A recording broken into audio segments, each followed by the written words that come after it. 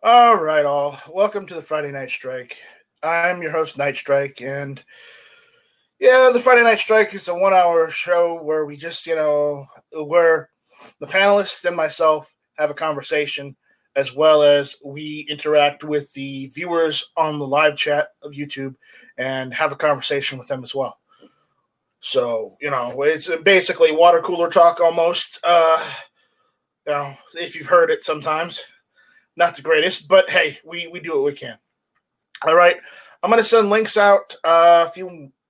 If anybody wants a link to jump in, just email me, nightstrike@gmail.com. That's NIGHTSTRYKE @gmail.com, and I will send you a link.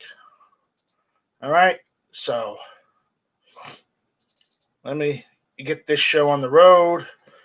I'm typing up the email as we speak, so just bear in mind that I just ate dinner, so dinner took me a little longer than I thought it would. So, it's not the Friday Night Strike unless we start late, right?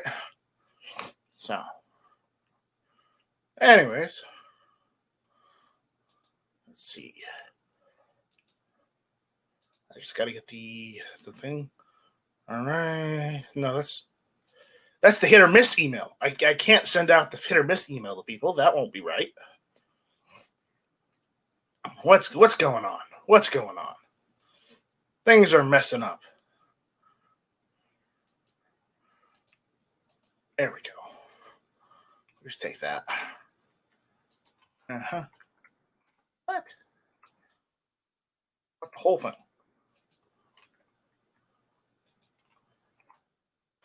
Gotta copy it. Oh boy. I think that's right.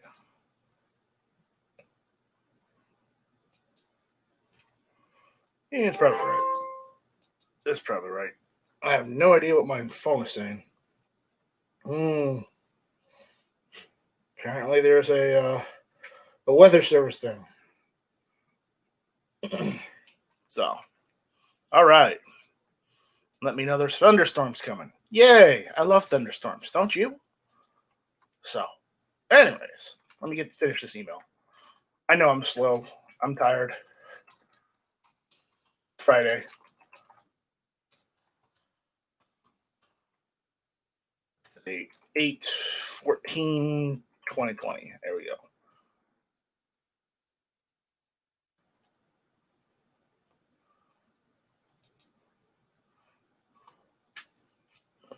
All right. Links are sent out. People want to jump in, email me. I'll send your link. Anyways,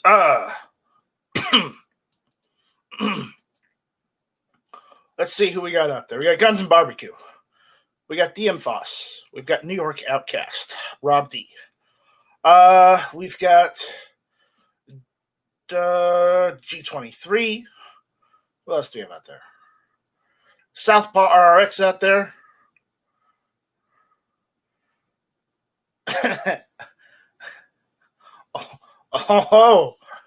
Southpaw RX is giving DM Foss some strongly worded words. All right. We've got Scott P79 out there. Jason Stewart's out there. Jason, I sent you a link, so just check your email and jump in if you want. D1062 is out there. If I didn't say that already, he is. What else do we have? Do we have anybody else? Is that all for this evening? It looks like it's it right now. So remember, if you don't say anything in the chat, we don't know you're there. So go ahead and say something. You don't have to say, you don't have to say a long-worded conversation. You can just say hi. You can ask a question. Remember, if you got to ask a question, at Night Strike. Mad Sexy is out there. Mad Sexy, could you go back to your normal name? That one's a little offensive on so many levels.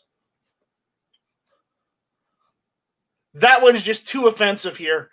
Please go back.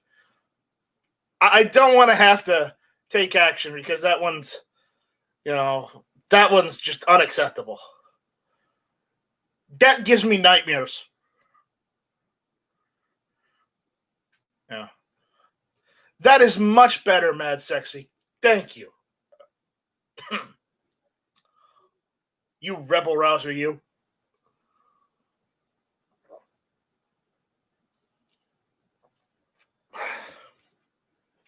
I'm just glad I have Dr. Pepper. Ooh. Yeah, I've got Dr. Pepper with me right now because, oh man. I tell you, I love Chinese food, and I really like soy sauce, but it makes you dry. So, but Mad Sexy, that was pretty funny. It'll probably give me nightmares, but it was funny. And it more or less will give me nightmares because of, her. Not you, obviously, but her, definitely.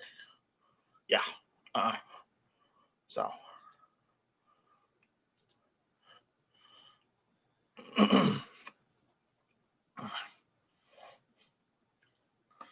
Oh, wow.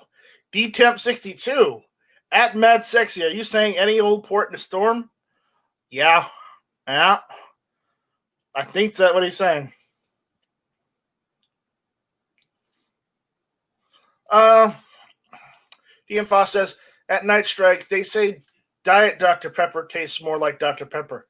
Opinion? I've had Diet Dr. Pepper, and I don't like diet sodas. It's because every diet soda there's out there, they put instead of using something alternative to sugar like stevia or some other substance like that, they go with the same old aspartame.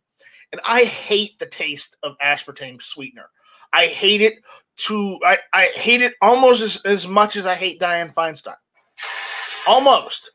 But again, I would say that Diet Dr. Pepper tastes nothing like regular Dr. Pepper. I'm just saying. So, I'm getting text messages left and right. It's probably Matt and crew, firing up a storm. So,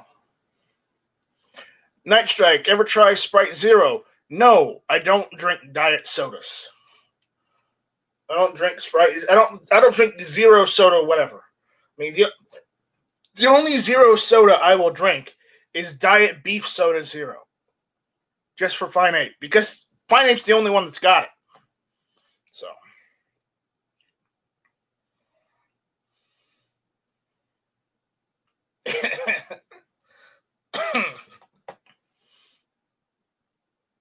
Yeah, regular Dr. Pepper and regular Mountain Dew are the best. Okay. I'm not necessarily keen on that. I mean, I like a variety of sodas. I mean, I like Coca-Cola. I like RC Cola. I like Cherry Coke. I like Code Red Mountain Dew a bit more than normal Mountain Dew, just because of the factor that it's got the cherry taste. What else? I like Cherry Sprite or Cherry 7-Up. Cherry 7-Up, I think it is. It might be Sprite. I don't know. It's one of the two. But, yeah. You can get it occasionally.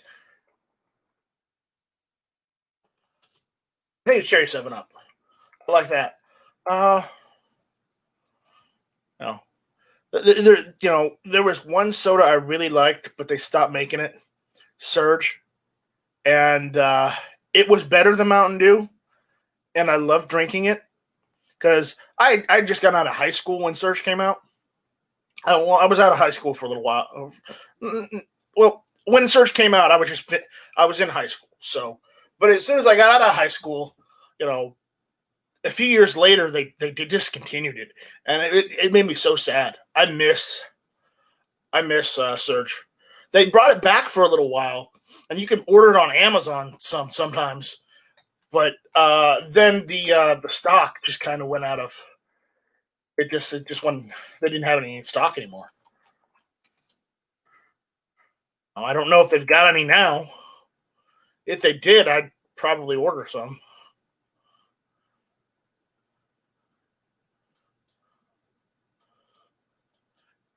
They still make Tab. It's just you can't get it everywhere.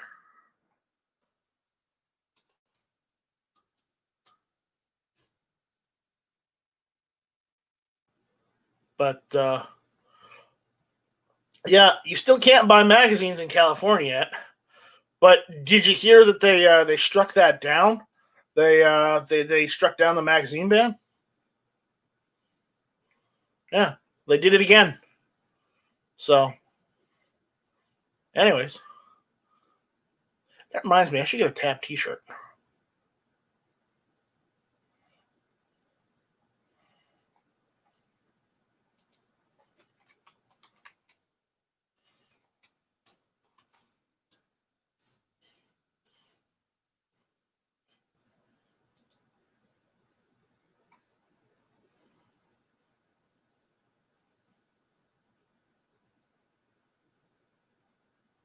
So, I wasn't aware they discontinued Tab because I've seen it at the store. So,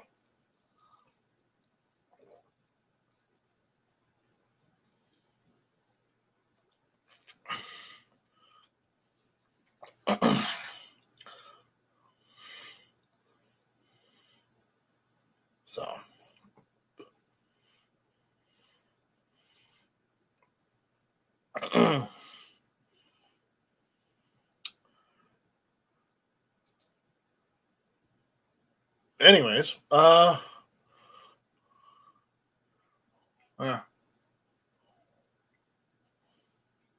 yeah, no, I know, Scott. They're making Surge again, but they're making it off and on for Amazon, and you got to order it off Amazon by like the case, like I think, yeah, 24 cases, 24 cans in the double decker cans for, I think the price is like $30, but again, I'm not sure I can stomach that price. I mean, at that point, I might as well just go down to the, go down to, IGA and get like Squirt or something.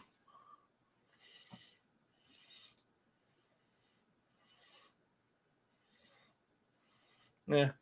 At Night Strike, I ain't seen it in 20 years or better. Yeah. Yeah. I got you.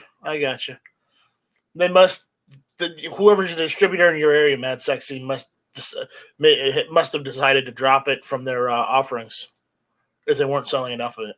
Because remember, in some areas of the country, you have distributors that distribute, the soda from, the actual company itself. So they choose what they order, and sometimes they don't order, certain brands if they're not selling well in their area. So,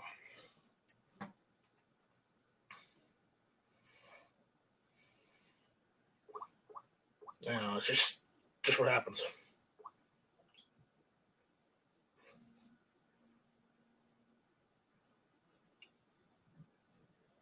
Anyways, who else we got there? Well, good for you, Scott. I've looked all over in my area, and I can't find any Surge to buy locally at all. There was one place that used to sell it, and then they closed up. John Lowell says, I used to love RC Cola and haven't seen it for years. Yeah, I see it at Walmart all the time. When I go to Walmart, I see it all the time when I go to IGA. They sell, sometimes RC Cola is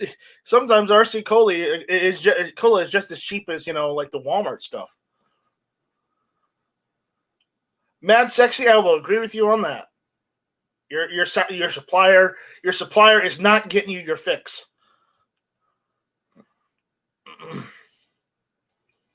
Okay. I can go along with that. What New York Outcast says. He says, I think all soda tastes better with crushed ice. I can go along with that one, but I'm still gonna go and refrigerate the cans anyways, just because you know what? I want it twice as cold.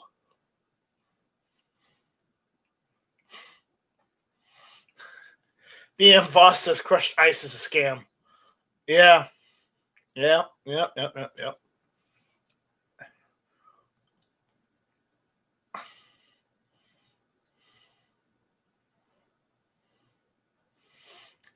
Guy comment says that NY Outcast, water it down, tone down the sweetness, make it nice and cold. Hey, nice and cold is where it's at. Then it's a cool, refreshing drink then.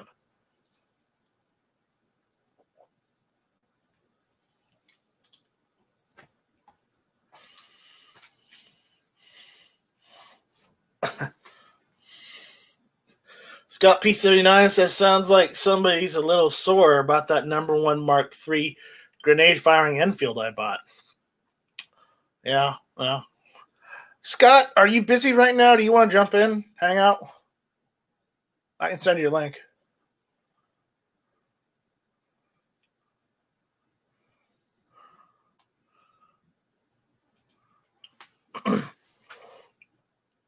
So, Vanessa Kitty's out there. John Lowell says, I think some brands are regional. I had Cheerwine and SC. I've never seen it anywhere else. No, that's not true. I've seen Cheerwine all over the South, but only in the South. I've seen it as far north as Kentucky, but that's about as far as it'll go. But the thing is, I never drank it. I didn't drink Cheerwine until I came down here, and there's a chain of chicken stores here in South Carolina. They're also in North Carolina and elsewhere. They're called Bojangles. They've got Cheerwine on tap. So basically, at the soda fountain, instead of getting Mountain Dew or Pepsi, you can get Cheerwine. And yeah. So, yeah. Anyways, I just wanted to share that. Mad Sexy? No. Try a little further south and a little further east. The next state over. For now, it's still the freer of the western states. Walter Davis is out there saying hi. Hi, Walter. And Rollis Carvelis is out there too. Hey, Rollis. Mad Sexy, I'm from Arizona originally. That's what my birth certificate says. No, I will not show everyone because I don't want you guys knowing all my particulars. Not that I won't tell you anyways, but shit, I don't want to show you. I shouldn't have to. Oregon is a free state. No, not really. Not really. Hey, Jason. How you doing, buddy?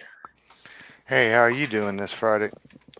I'm doing all right. I mean, family brought home some Chinese food.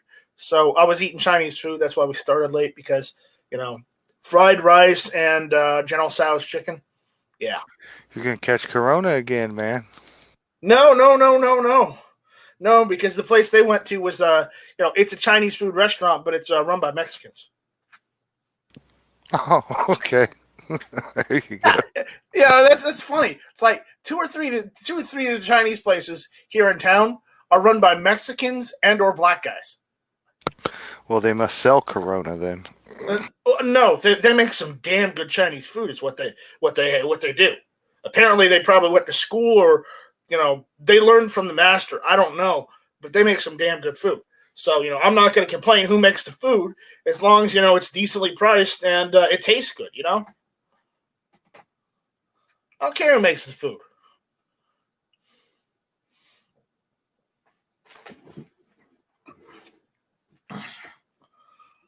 So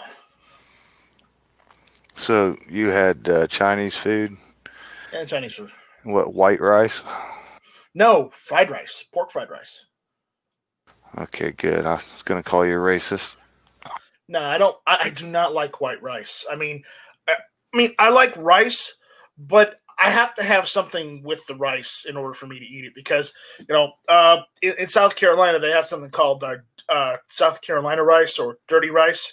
Basically, what they do is sometimes you either chop it up into diced bits or you just, cut a piece of sausage, I like spicy sausage, and you add that into the rice. So it's not you're not eating just the rice itself with the seasoning on it. You're also getting something else in there.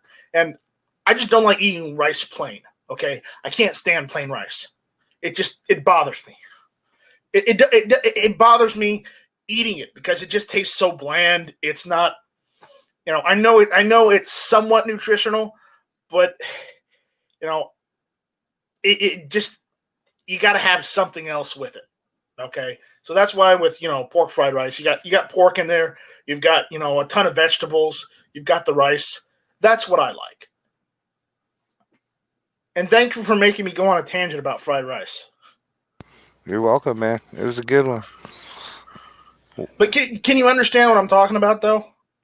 Yeah, plain white rice sucks, man. It's just there ain't no taste. Yeah. I mean, yeah, you can add soy sauce to it, but then it's just plain white rice with soy sauce. I mean, if you add soy sauce to pork fried rice with all the vegetables, hell, sometimes they even put an egg in it. Then it tastes pretty damn good because you've got all that flavor there. But by itself, no flavor. It's just like eh.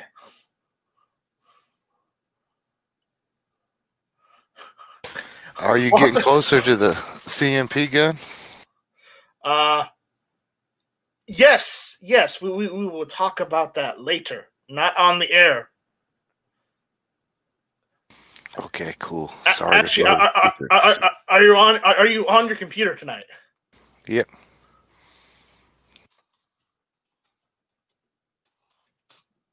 Just read that.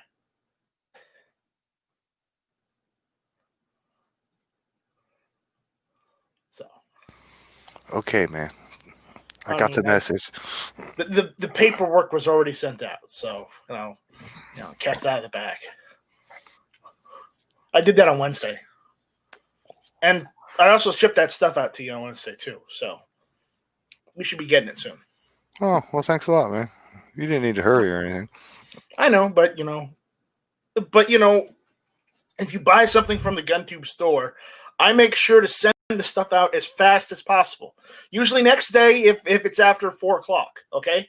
Because the factor is that I want to get that product to the people that paid for it.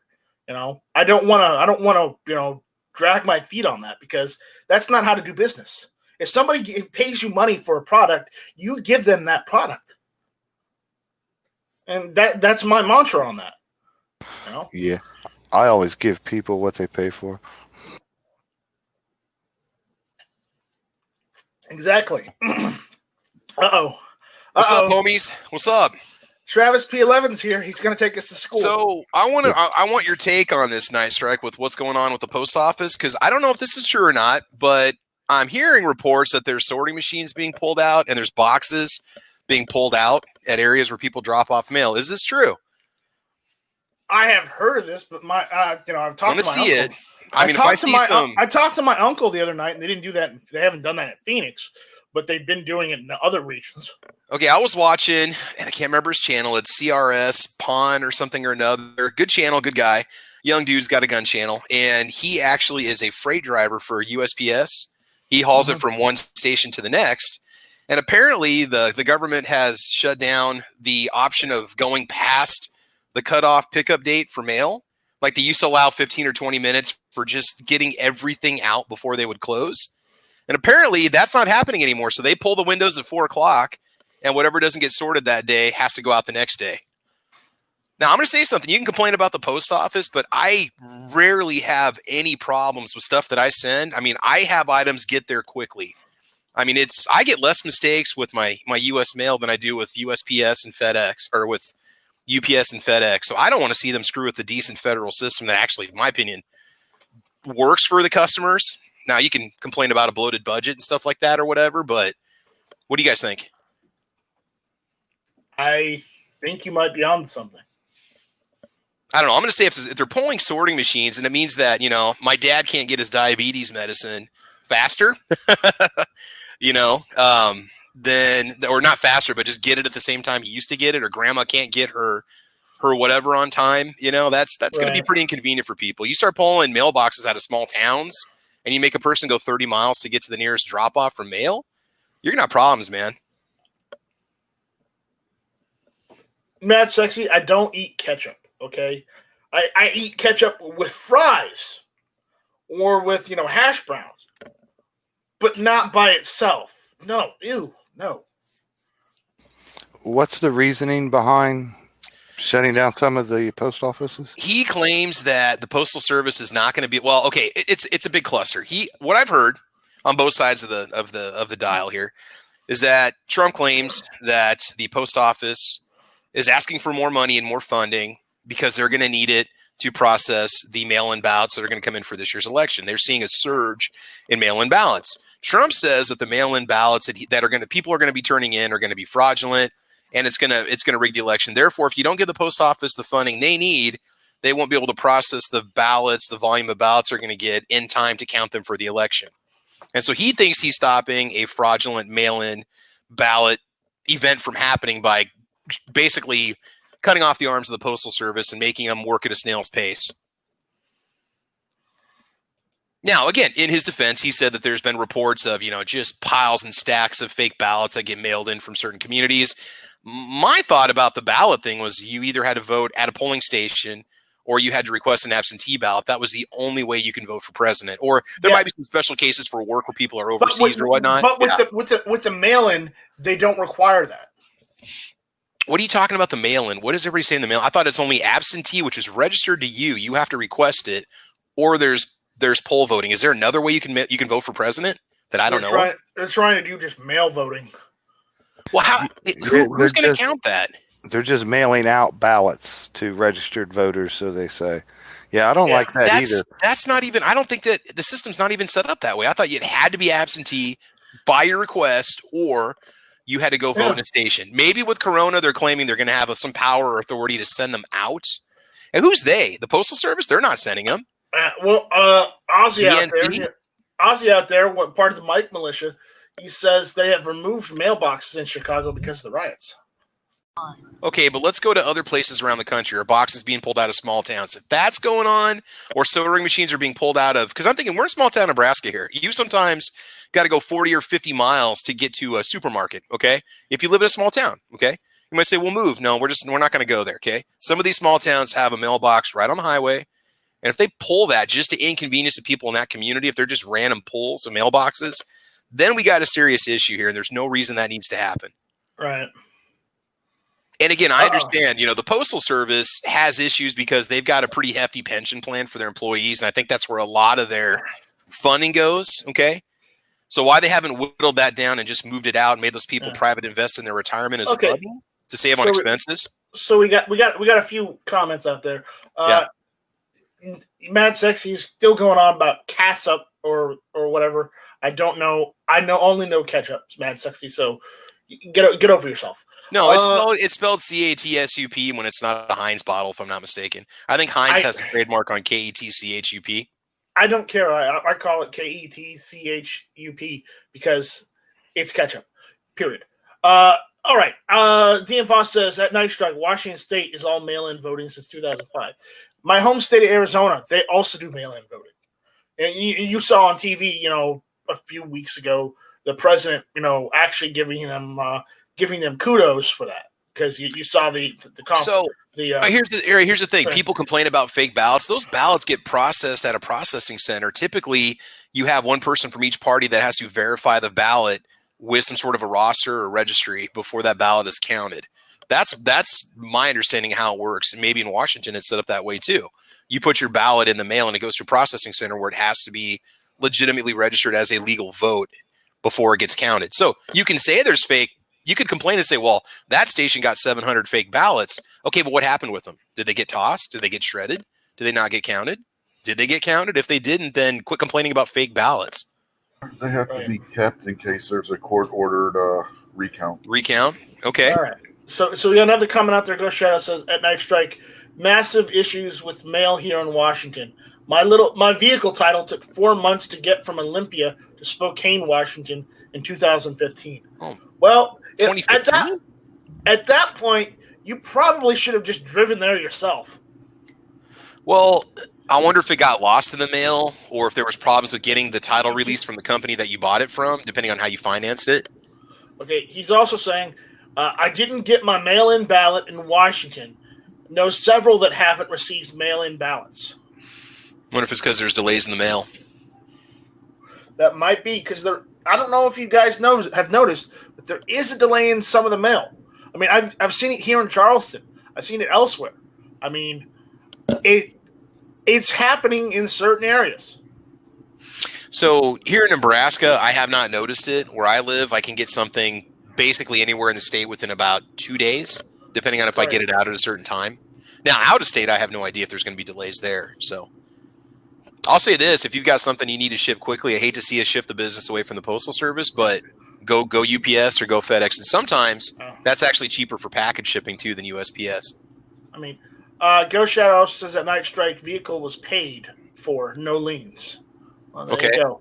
There you go. DM Foss is also saying it doesn't matter who casts the vote; it matters who counts them. Stalin. Yeah, there's a major problem going on right now, and this has been proven that there are people receiving ballots for dead people, and anybody can just fill that ballot in and send it in, and nobody will know who actually voted on it. Right. So there's no way to verify for the people counting the votes. They don't verify the ballot. No, there's no way to verify if somebody's. All they do is look on the rolls to see if that person's still in the voter rolls or not. Well, then that sounds like we need an overhaul of whoever is sending out the ballots. Oh yeah, I'm not saying that we don't, but yeah, there's all kinds of shenanigans that are going on. In Pennsylvania, Allegheny County was successfully sued by people to get dead people taken off the rolls because they had over 1,000 dead people still on the voter rolls that were going to have ballots sent out to them. Yeah. That's why I'm against mail-in voting like that. I mean, Travis, absentee voting, that's fine. Yeah. You know, because that's actually scrutinized. But what they're trying to do is they're trying to do mail-in voting with no scrutinization, and I can't support that because that leaves too much leeway for one side or the other to cheat. Yeah, and with the absentee voting, you have to apply for that absentee ballot. Mm-hmm. They're just sending ballots out to people. Right. So for the people down in Washington, that's why a lot of Republicans are against it. That's why the president is against it because anybody can just sign their John Hancock on it, and they don't verify it. You don't sign these mail-in ballots. Well, there's no verification with these ballots. Okay, unlike absentee where there's verification because you got to sign up for it, you got to get sent to you and whatnot. That's verified. Whereas these mail-in ballots that they're trying to do all over the country is unverified. Okay, so you guys that live in Washington that have had the mail-in ballots, those that are listening right now, I need to turn the chat on here in a second. Are they just mailed out to every mailing address in the community with the number of household members, or is there a name on that mail-in ballot that gets sent out to you people that are Washingtonians? That's what I'm curious about. If it's just it just shows up and you just fill it out and drop it in and there's no record of who it went to or who sent it back, that I can have some problems with. There needs to be one ballot per person and that's it. Yeah, the problem is, like I said, you're getting dead people receiving ballots. Anybody can fill that ballot in and send it back in, and then as long as they meet the criteria that they have on file, they count it. And here's the thing: when we're talking about dead people, there's going to be a certain number of dead people that are going to get ballots because of the time it takes to get people removed off of. No, it's not. But if we're talking thousands and thousands every, then that's an issue. Yeah, we're talking hundreds of thousands. Yeah, no, that's a problem, man. I can get if it's like maybe 20 or 30 or something. I gotta get through some comments here. So guys, hold on. Matt Sexy says at Night Strike, say we go through with this, California not mailing yet. If there is fraud and someone like Gavin Newsom was to push it through before they are caught, I wouldn't doubt it, considering how radical the people in California are. I wouldn't doubt it. Ghost Shadow is also saying at Night Strike, I know for a fact that my vote will not count. The Democrat will get all electoral votes regardless of how the east side of the state votes in Washington. Yeah, unfortunately. Mem Gabriel's asking about the magazine ban. Matt Six is saying it's still in effect, but since we're on the topic of the magazine ban, since you guys did mention it, I'm going to screen share real quick. Travis, did you hear about what the Ninth Circuit did today? I heard it was a win, but I don't know what. So what is it? I'm trying to get the screen share working. Wasn't there a hold on the ban that was proposed or something, or I don't know. Oh no! Remember when they had Freedom Week? Yeah, they're gonna do Freedom Week 2 now. Well, it should be Freedom Week forever now. Yeah. Okay, now did the Ninth Circuit fix that last time? Was what they said and did? Was that what it was last time that allowed the Freedom Week? I don't think it was the Ninth Circuit last time. I think it was just a judge.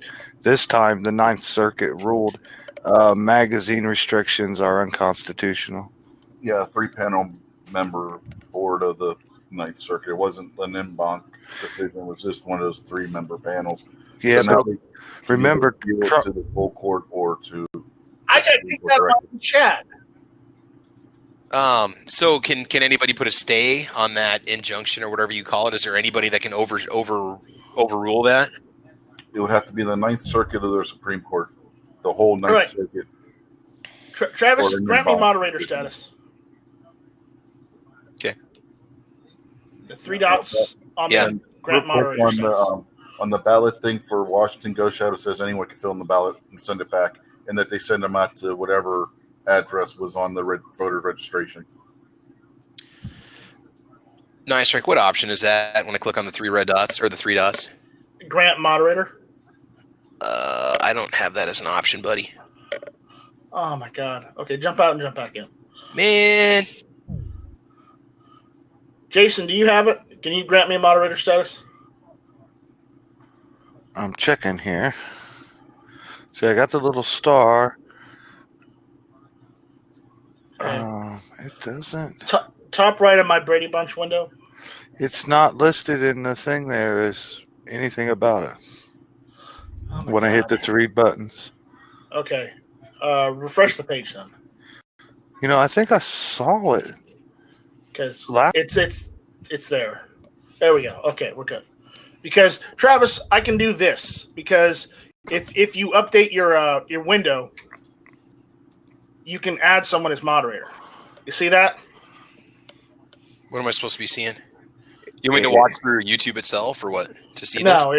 No, it's done through the panel itself. Okay. I hit the 3 buttons and nothing about moderators in the list. Yeah, that's what I said too. But I think it was there like last week, but this time it's not. It's still there for me. So, anyways, let's just do that. There you go. You see it? Still not there. Moderator rights granted to Jason Stewart. So there you go. So we all moderator rights. I can give it to everyone. So who is the moderator?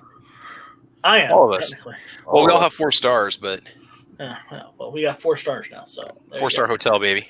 Yeah, but it's just I was trying to screen share and then I got kicked out of my own chat. Hey, Nice Rick, you got a question we need you to answer. Uh-oh. How late is the show going to go tonight? We're only going to go for an hour. Hour? Okay, all right. All right. So the screen share works. Okay. What time did you start up? 6:30? We were trying to start at 6, but I had to eat dinner. I had to finish eating dinner, so. Okay, All right. We see this? Ninth Circuit ends California ban on high-capacity magazines. Okay. Sacramento, California. A 3-judge panel of the Ninth U.S. Circuit Court of Appeals on Friday threw out California's ban on high-capacity ammunition magazines, saying the law violates the U.S. Constitution's protection of the right to bear arms. Even well-intentioned laws must pass constitutional muster, appellate Judge Kenneth Lee wrote for the panel's majority. California's ban on magazines holding more than 10 bullets strikes at the core of the Second Amendment, the right to armed self-defense. Well, that's a pretty cut and dried ruling, I think. Yeah. He noted California passed the law in the wake of heart-wrenching and highly publicized mass shootings, but said that isn't enough to justify a ban to ban whose scope is so sweeping that half of all magazines in America are now unlawful to own in California. California Attorney General Javier Becerra did not immediately say if he would ask the full appellate court to reconsider the ruling by the 3 judges or if he would appeal to the U.S. Supreme Court. We'll probably appeal it. Yeah. He also did not immediately say if the state would seek a delay of the ruling to prevent an immediate buying spree. Sales are currently on hold based on a stay by the lower court and cannot immediately resume. California Rifle and Pistol Association attorney Chuck Michael called it a huge victory for gun owners and the right to choose to own a firearm to defend your family. It goes on, but again, So here's what I want to see. I want to see Magpul get a semi-truck, right? Get a tractor trailer, go take it right to the California border, and as soon as that sucker gets lifted, just drive right over the interstate, stop at the nearest gas station, pop the back, and just sell freedom. Right. That'd be freaking awesome. Mm-hmm. Or just start airdropping. Magpul does cool stuff like that from time to time, where they just give mags away in places that are about to go into a magazine ban. Okay, I got Defense Dad wants you guys to make a vote. Oh, this is gonna be brutal, man. Okay, we gotta have this. There's 4 of us, so I don't know how this is gonna work out. We might have to have the chat decide if we can't come to a consensus on this one. Okay. Would you buy? Now these are 2 different platforms, but 2 similar ideas. A standard Ruger 10/22 in polymer or wood, or a Savage Mark II bolt action in polymer or wood. If you're gonna get either or both the same kind of stock, which one would you buy? Ruger 10/22 or Savage Mark II? 10/22. Okay. Justin or Jason? Yeah, I'll go with the Ruger 10/22. 22. All right. Rich, I have no preference. you have to vote. I don't got to vote. I don't know. Honestly, I honestly don't know. So I'm the deciding vote. No. That was okay. 2 for No. 10/22. Hold up. Rich, answer this question. Would you rather have a semi-auto rifle or a bolt-action rifle? In 22. They're both fantastic firearms. I'll just say that right now. Okay. Just make a choice, please. I don't know. I don't know. I would have to be in the store. It would have to come down to which one was cheaper, which one was it. Okay. I mean, there's too many factors for me to decide right now offhand which one I would pick. Okay, I'm going to decide for Rich. He says the 10/22 because that's going to be cheaper. No, it's not. No, the Mark IIs are only $130. 10/22s are $140. I've seen them for No, base model Mark II Fs, bolt action, like 10-round magazine with just iron sights. Those are about $129. Oh, okay. Then go with Okay. Here's some more factors. Okay, keep in mind it's for an 11-year-old girl for a first rifle. Ooh, that's going to change things a little bit. Now think about what you guys first learned on. Where are you really going to learn those marksmanship skills? Yeah. First rifle, I would probably go with the bolt action in there. That's what I'm thinking. I would have to see what the sights look like on that bolt action. Yeah, there's 10/22 sights might be pretty hard to learn on, because they're not the greatest. 10/22 sights are a little better. So I don't know. These are the traditional leaf sight on the rear with the notch in the middle and just like the little tri. There's like a little not pyramid front sight, but it kind of goes up and slopes down into like a little point. I don't know what those are called. Just a standard, just 3-point sight, I guess you could say. I first learned how to use firearms on a 10/22 and revolvers. 22 revolvers. So, I hate to say this, but I'm going to say 10/22, remember, depending on the ammunition, you're still going to have some jams anyways, and with the bolt action, it's bolt action, it's single shot. You got it there. But again, as Travis was saying, the sights on that bolt action might not be as precise or as easy to use as the sights on a 10/22 because the 10/22 was just made for plinking all day. Now, I first learned to shoot. My very first experience shooting a gun ever was 3rd grade YMCA camp I went to. We got to shoot bolt action rifles and just single shot, not even a magazine. And I loved it. It was awesome. And I know that the instructor kept telling us to slow down the shooting. You're not playing a video game. He's like, just basic shooting. I think if you really want to learn good trigger control, good breathing techniques, not burn through the ammunition super fast, No, the iron sights are perfectly fine on that, and it is cut for what do you call it? Weaver sights. If you want to add Weaver sight rings to it, you can do that. I got to go Mark II. I love mine. The only reason why I got rid of mine was because the trigger's a little heavy because it didn't have the Accu trigger. This one that he's looking at does have the Accu trigger on it, so you can have a nice light trigger pull on it. Go Shadow. Not everyone is as fortunate as you are. All right, Look what he said out there. So Night Strike, you said 1022 Night Strike? 1022. Okay, Jason, what'd you say? I originally said 1022, and since I haven't seen the sights personally on the other one, I'll just stick with the Ruger. 1022. Okay, I'm gonna say Savage Mark II. Now I'm not gonna. So Rich, it's all good, man. Don't worry about it, man. If you haven't had a chance to handle either one of these two, we're not gonna. Oh no, I've handled them. The thing. I'm just. Until he said the girl, it was for the first rifle for his daughter. I wasn't sure which one, but I'm going to go with the bolt gun. Yeah, so let's keep in mind that this would be the kid's first rifle, and you want to teach him good shooting techniques. Not that you can't do with the 1022. Don't get me wrong, but I just think that there's something about maybe mastering how to run a bolt gun that's going to create good habits for the 1022 down the road, maybe. And you can always put a nice, decent 22 scope on there too, which is Yeah, you don't have to break the bank either. You can get a nice Bushnell or Tasco for going out to and you still might not have paid as much as you would for the 1022 with the prices that 1022s are going for now. Now, the only thing I can say about the 1022 is you got room to grow with it if you want to enhance it, upgrade it, go with different options, different stocks. Well, Mark IIs have got some options, but you're kind of limited. Just basic rings, iron sights. There's not a lot you can – well, I'm not going to say there's a lot you can do to it. I've not seen – there's a lot more hop-up parts out there for 1022 down the road. I don't know. Now it's a 50-50 split. My option, I'm gonna tell you right now, Defense Dad, go buy both. Get both. Get the bolt gun now, and when she's got the fundamentals done on the bolt gun, then get the 1022. There you go. Then she'll have two rifles. She'll have some good bolt action practicing technique, which will be good for when she goes for her first deer. And then you got the 1022 for just plinking fun. Now, you might say buying both is not an option. Okay, so the Savage is $149, the Ruger is $200, but no sights. Oh, it's a flat top Ruger? Nothing? No sights at all? I think you told me that before.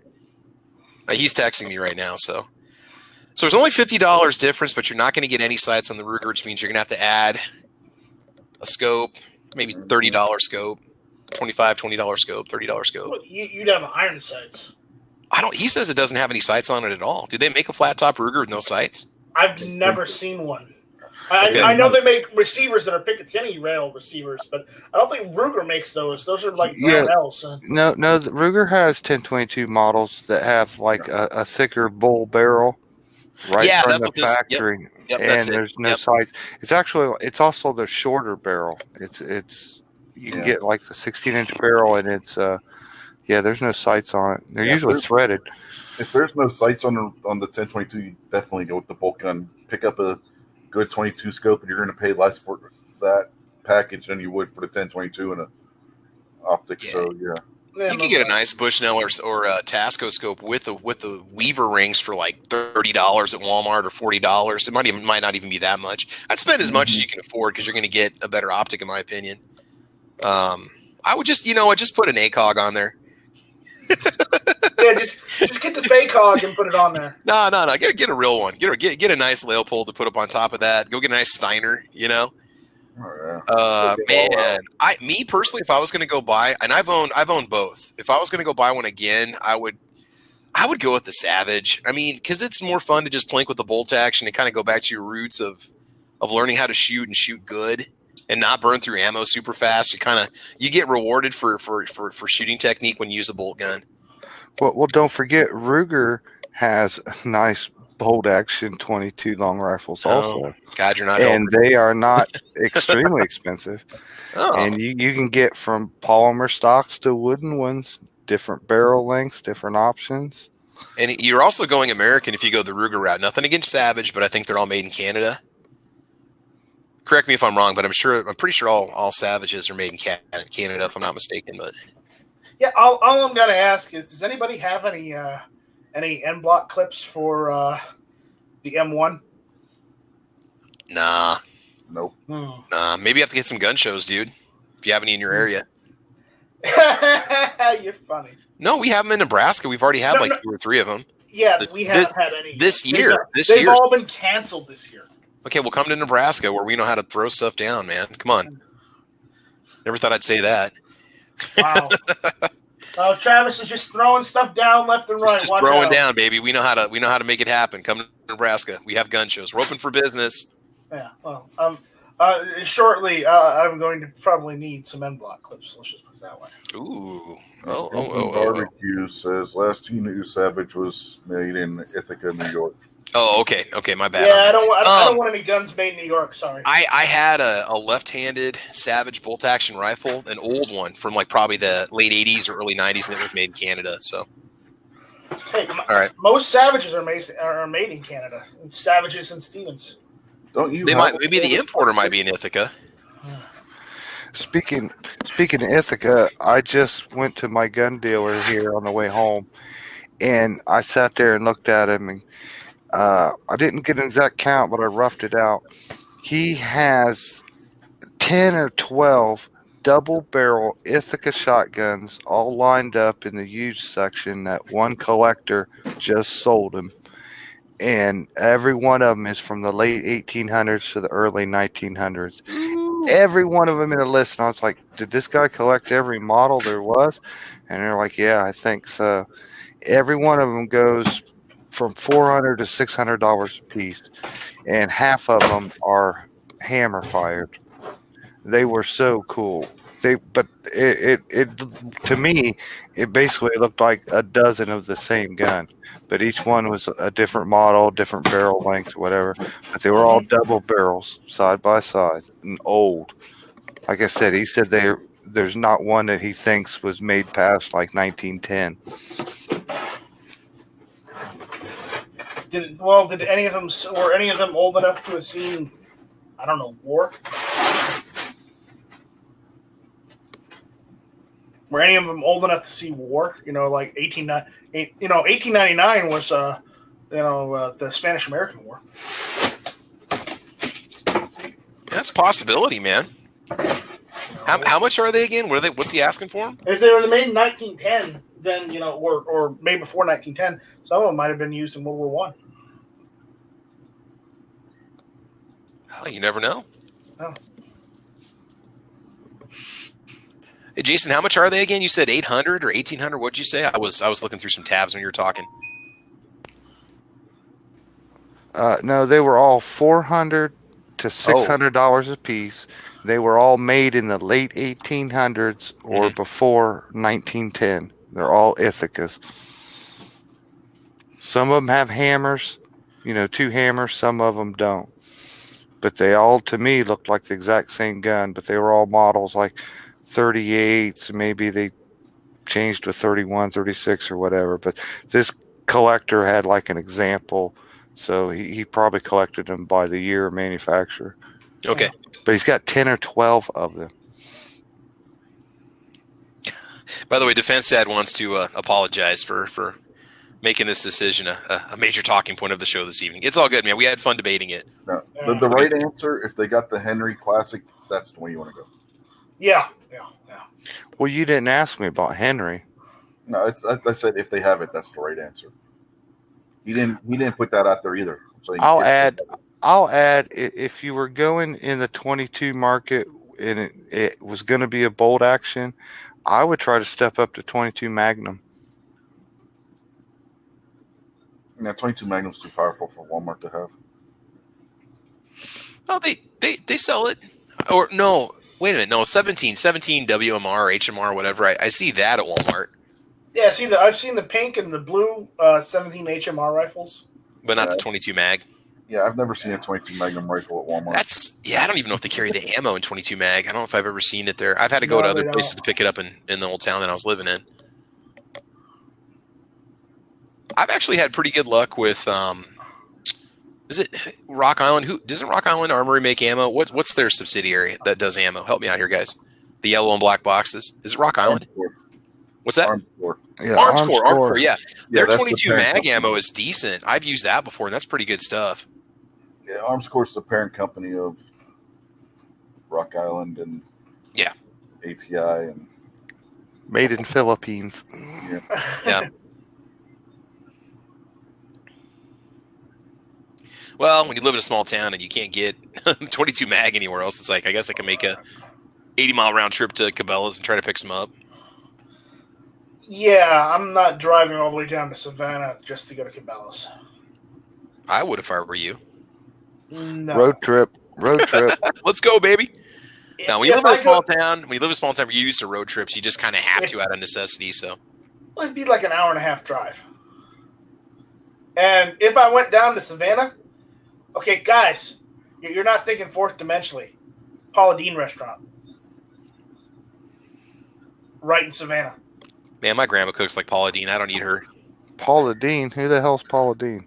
Oh, she used to have that cooking show, and then she made some comments, and it kind of got her in trouble. Yeah, no. Then those comments were like from 20 years ago too. Oh, yeah. I don't know. Oh, I used to watch her show. She's not bad. I mean, if you can learn how to cook old school, old fashioned meals, I mean, it's not much different than a lot of the other cooking shows that are out there. I watch a lot of cooking shows. I love to cook, so I don't care who it is. I'll watch the show, and her stuff was pretty decent. I mean, Yeah. So, and there's also Crystals, which is basically the southern version of White Castles. Mm-hmm. So, if you ever get a chance, I don't know if it's still there, but they have one on Bourbon Street down in Louisiana, New Orleans, or just off Bourbon Street. Actually, it's right by the Omni Hotel. Crystal Burger down there is off the chain, man. What? There's a ripoff of White Castles? Yeah, they're basically little square burgers. They're sliders. Call them sliders. Yeah, That's what they really are. So, White Castles does sliders. That's the type of burger it is. It's a small little slider, more or less. Anyways, there's a company called Crystal, and it starts with a K, and basically they do the same thing in the South that White Castles does, but they've got their own different type of building. It's not a castle; it's just a regular, it's just like any regular other, type of burger joint building. So. Well, that's cool. I didn't know. Thanks for the information, because I didn't know there was a copycat of White Castle, and I didn't know you'll only find had a racist cookbook. You'll only find Crystal in Georgia, and it's there in Louisiana. I've seen him. I don't know if I've seen him in Louisiana. Texas, yeah, well, there's one. Now, okay, this is 20 years ago. All right, I'll have to look it up on like Yelp and see if it's around. But the one on Bourbon Street is interesting because you can actually get beer with your combo dinner when you order it. In fact, we walked in there and there were kegs stacked up in the corner, and I'm like, I don't see this in a fast food restaurant back home. Yeah, of course, they've only got thing. 2 in Louisiana, one in Slidell and one in New Orleans. Yeah, the New Orleans one. Yep. They got 33 of them in Florida. You have any in Texas? No, but they got 78 in Tennessee. That's a little bit of a drive for me, but I can get there. They got one in Arkansas. Mystic says she hates White Castle. I wonder if she's ever had real White Castle and not the frozen ones from McDonald's. Well, hold on. I want to make this really clear. If you get the frozen ones, what you need to do is let them thaw and put them in the fridge, and only cook them for when you take them out to cook them in the microwave. Only cook them for 35 seconds. Don't cook them any longer. No, man. I live in the heart of White Castle country. No, I can't go there. I can't White go there. Castle is not even close. It's not. The only thing similar is the package. Never had White Castle, so I can't get White Castles where I live. Okay, they've only got Crystals further south. No offense, but I love burgers. I love sliders, but I'm not driving an hour and a half just for a hamburger. Okay, that's not going to happen. So. Oh, so Crystal Burger, they filed for bankruptcy. Did they pull through, or are they still open? The reorganization. Oh, okay. Back in January, Chapter 11. I see that they filed back in January, so I don't know if they were still around. They're still around. They filed. I think they filed for reorganization. That's all it was. Gotcha.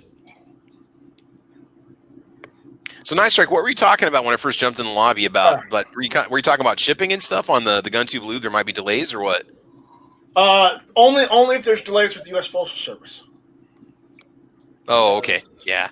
Because I was just mentioning because I was telling Jason and I sent his order out. But again, I had tons of GunTube CLP if anybody wants some. And don't listen to Rob D. It's fine. Yeah, you only get the Rona from it if you drink it, which isn't recommended. Either that or you go and visit Rob D with it. Yeah, I sprayed mine down and let it sit for a week before I touched it. Now, here's the question. Did you send any of that to Matt? Because now he's got some Rona. Yes, but apparently what he said is his wife opened it up and sprayed it down. Yeah, I did too, Nice Strike. No offense, but I wiped it off with Germex. Dude, I've had mine for a month and I'm healthy. So, or however long I've had it. Yeah. Matt's wife sprayed it down before she let him have it. I don't know, man. It's an awful big coincidence. You get the Rona and then you send him the lube and now he's got it. He said he got it from his in-laws because his wife and kids went over and visited. I talked with him last night. Enough. He got it from his in-laws. Yeah. How does one know? If you feel bad. Because they had it a week and a half ago. He's just trying to make you to where you don't feel bad. That's all. I don't think he put his wife on the line and make her the butt of the blame. Did his in-laws order any GunTube lube? No, they did not. No shipments to Texas? No, he could have bought a couple bottles and gifted them some. Only one shipment from Texas to Matt's house. How many bottles were in it? I'm not going to tell. See, that would be telling. See, he could have bought some and gave that to a gift, and you're not denying it. So you could have gave it to the in-laws, and then the in-laws gave it to Matt. I'm not going to tell because it's against the law telling people other people's orders. The in-laws could have so grabbed the mail off the porch. What Rich is saying is Rich wants me to break the law just so he can get his jollies off. No, right, calm down. He's just curious. No. He's trying. Angry. What Rich is doing is slander. He's slandering me. What? Where the hell are you coming up with that? He's not insulting you or berating you publicly. That's not a denial. Maybe he didn't know. Maybe he didn't know the law. You just instruct him and say, "I can't tell you." Unfortunately, I can't tell you. Yeah, I know. All I said was that's not a denial because technically it's not. I just asked if you mailed anything to Texas, and if you did, what zip code? That's no privacy. I can't tell you the zip code either because that's privacy. Mm-hmm. Yeah.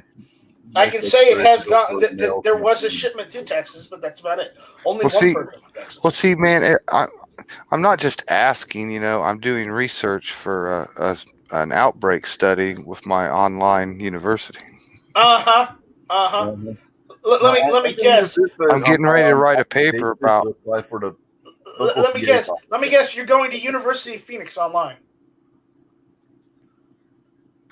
No, man. Are you kidding me?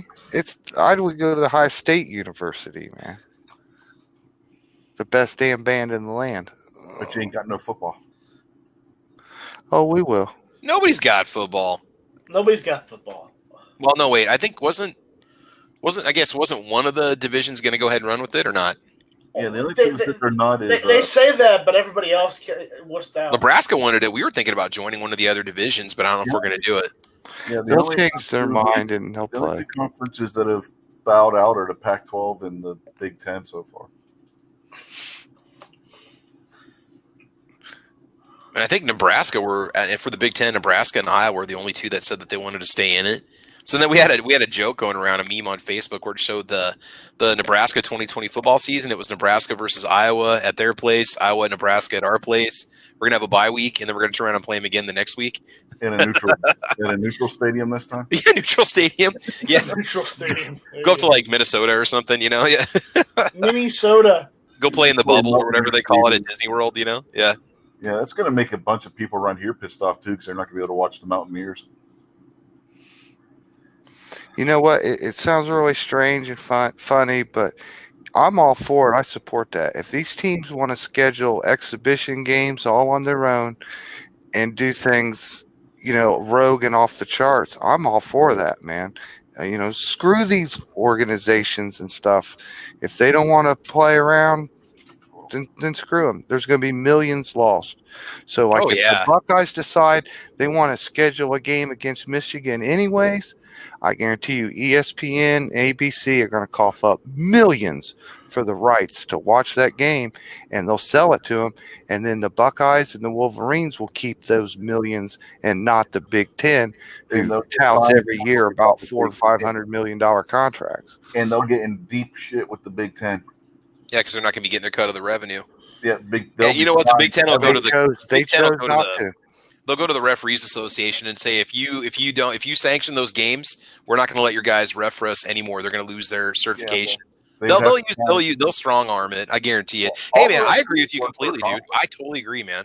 Yeah, all the referees work for conferences. So if they go and when you watch Notre Dame, even though they're independent, they always have like ACC referees at their refereeing their games, or Pac-12 referees, because all the referees work for one of the conferences.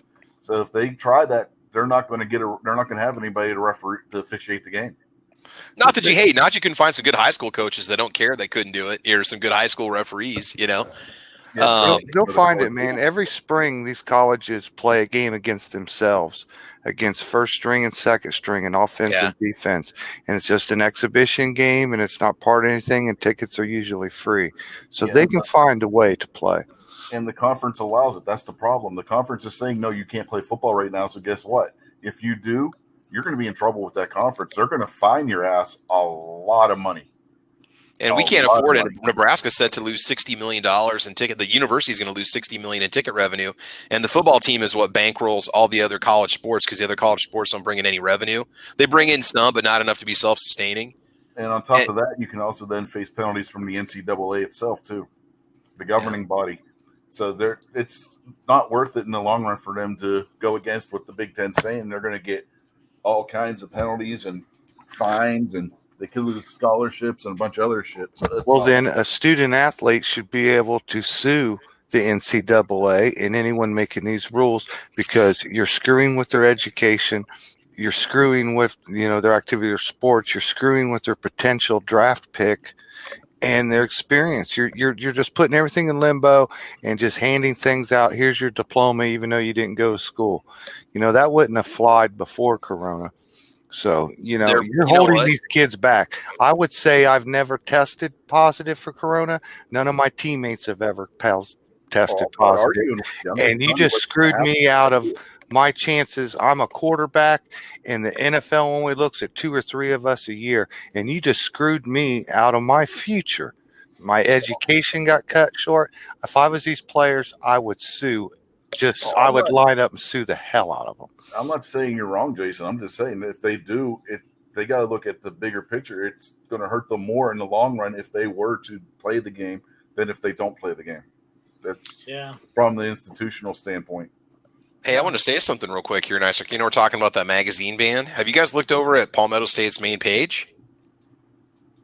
I have not looks been like they're to PSA today. Okay, it says buy BYE, buy band, buy mags, get them all you can.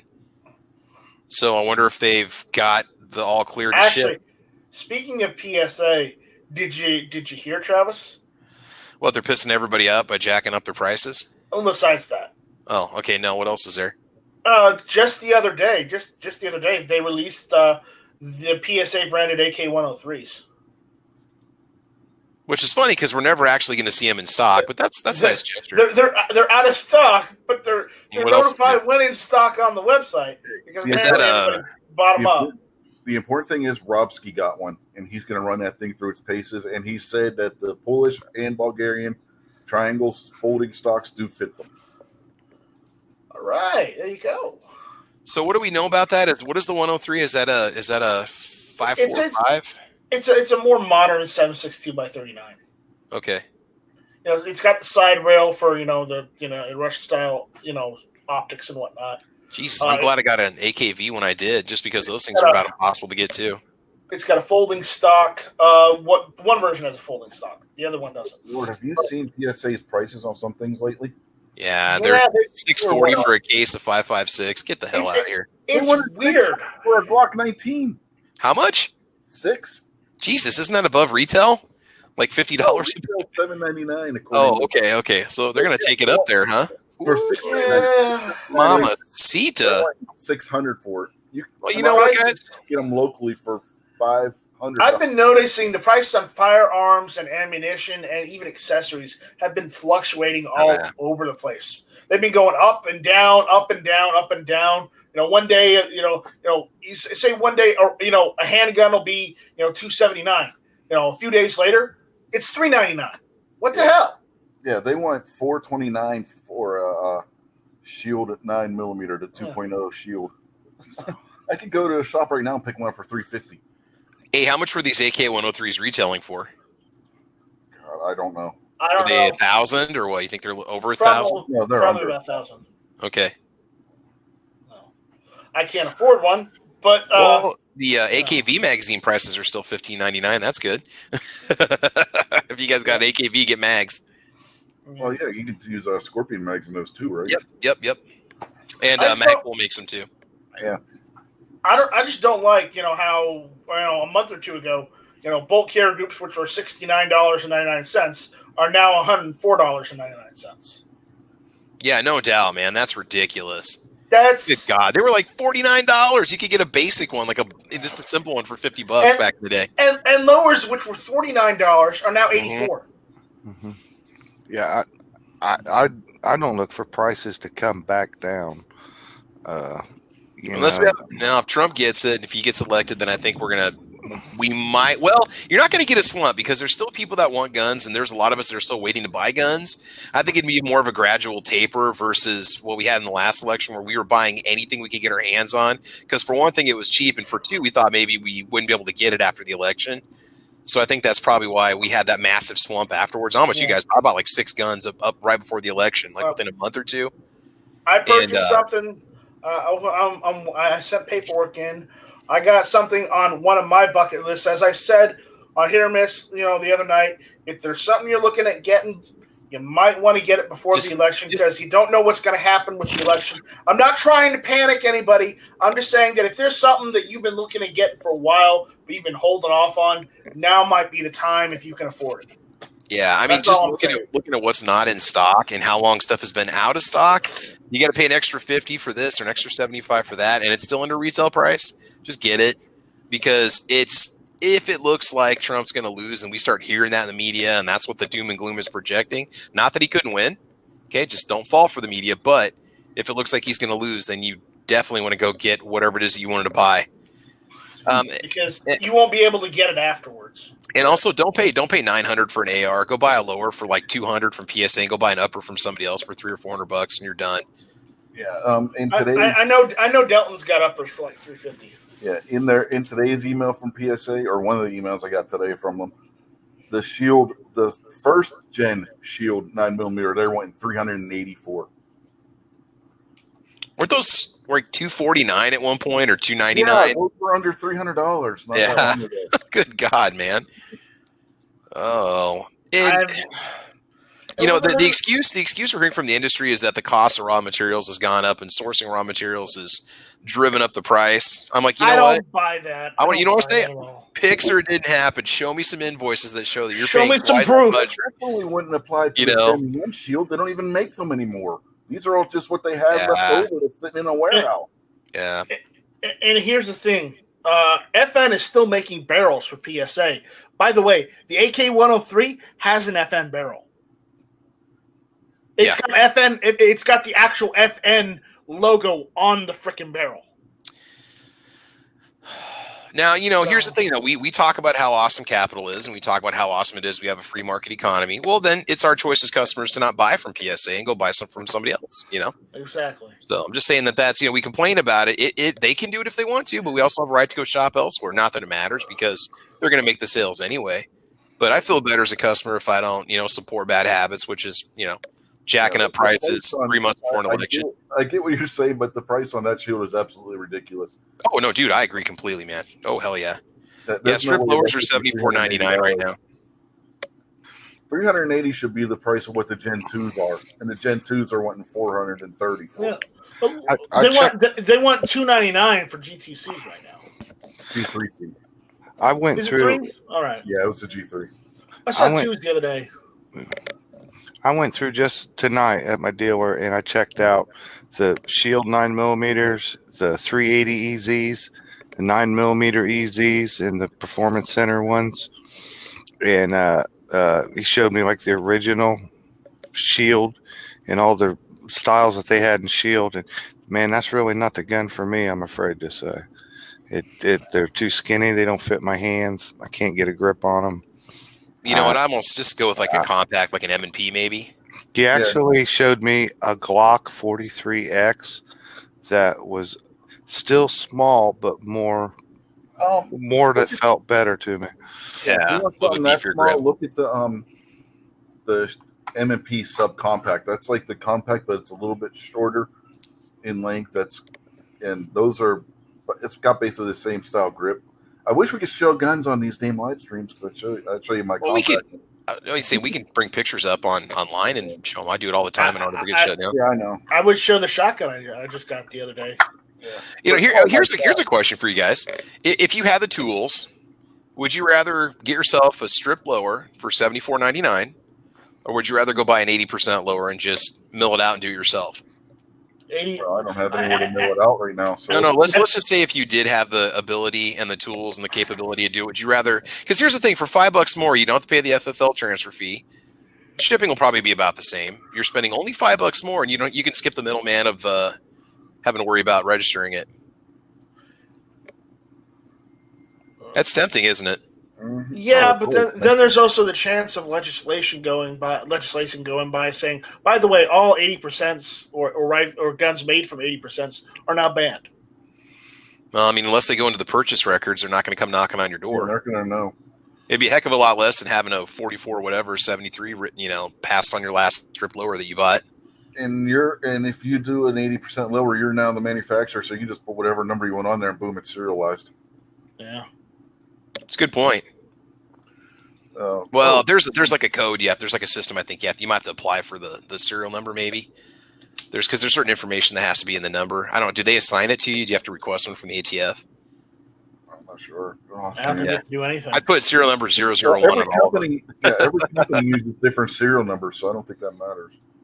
That's a good point. Yeah, because of their own manufacturers and stuff. Yeah, they just have to be done a certain way, which is why you see like some of the import Chinese rifles. The serial number will be changed because it wasn't done according to American standards. So yeah. All right, Ghost Shadow saying at Night Strike, I just got an email from Tactical Solutions Group saying that they are now shipping magazines to California. Woohoo! Right. Freedom Week has begun, people. Get your orders in right freaking now. Yeah, technically, since it's a Friday, Travis, it's Freedom Week. Order them. Freedom Friday. There you go. Go get your frickin' mags. Get them. He made one of those community posts. His store is going to be shipping AK mags to California. Oh, heck yeah, man. Dude, I've ordered from him before. They do a great job. I've ordered parts from Rob. Yeah, his wife is on the ball with that shipping stuff, man. Oh, hell yeah. I ordered and I got it within they're in Missouri. They're just, the next state over basically. But I got my stuff within, I think, 3 days. Yeah, his wife is on the ball when it comes to that shipping stuff. I've ordered a few things from them back when they were in Illinois, and it was boom, boom, boom, And you know what? Hey, man, you're supporting the ultimate small business. It's him and his wife. It's his family, American-based company. Dude's pushing freedom. I'd give him my money over a lot of other companies any day, man. I bought my Primary Arms MD ADS red dot from him. His prices are basically the same as everybody else, right? I mean, he's pretty much. His prices aren't bad. They're competitive. Yeah. Hey, back on that magazine ban. Now that we might want to call this a small victory on our side, you think this could quickly spread to other states like Maryland, New Jersey, New York, everybody that has these? Depending on what goes on with this case could it can be set as precedent. It can be set as precedent for New York, Connecticut, any of those northeastern states. It could even affect I-1639 over in Washington too. Yeah, all these. Whenever you have a case that goes to the federal courts, it doesn't just affect one state; it affects the whole country. Didn't Trump get judges on that Ninth Circuit there? Yes, aren't some of them new for Trump? That court. Well, there you go. Hell of a man.